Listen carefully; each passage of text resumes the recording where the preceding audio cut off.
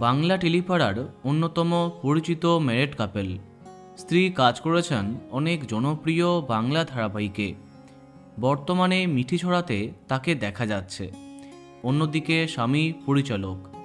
আমরা কথা বলছি টেলি অভিনেত্রী রিয়া গাঙ্গুলির সম্পর্কে। 2013 সালে সাত পাকে বাঁধা পড়েন রিয়া এবং অরিন্দম চক্রবর্তী। তাদের যমজ সন্তানের বয়স এখন 7 বছর। রিয়া এবং অরিন্দমের সম্পর্কে চির ধরেছে এই খবরটা অনেক আগেই জানা গেছিল। সোমবার সমাজ মাধ্যমে রিয়ার একটি পোস্টে সবটা সামনে এলো। সংবাদ মাধ্যমে স্বামীর নামে নারীসঙ্গ এবং পরকীয়ার অভিযোগ এনেছেন।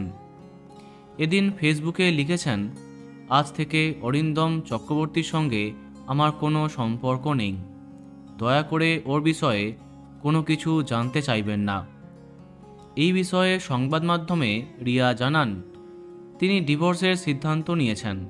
একই সাথে স্বামীর বিরুদ্ধে ভয়ঙ্কর অভিযোগ তার। রিয়ার কথায়, দীর্ঘদিন ধরে আমায় ঠকাচ্ছে।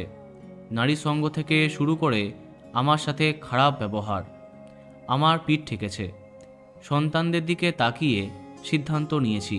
আমি তো দীর্ঘদিন এই ইন্ডাস্ট্রিতে আছি, কিন্তু ও আমাকে কখনো সুযোগ দেয়নি।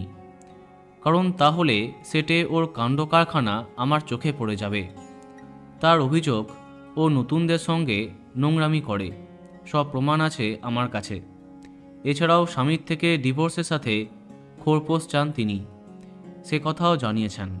অন্যদিকে স্বামী অরিন্দমকে একথা জানাতে তিনি রিয়ার মানসিক সমস্যা থাকার কথা জানিয়েছেন। বন্ধুরা, ভিডিওটি এইটুকুই। বাংলা বিনোদনের অন্যান্য আরও খবর পেতে সাবস্ক্রাইব কারেন্ট পজ। ধন্যবাদ।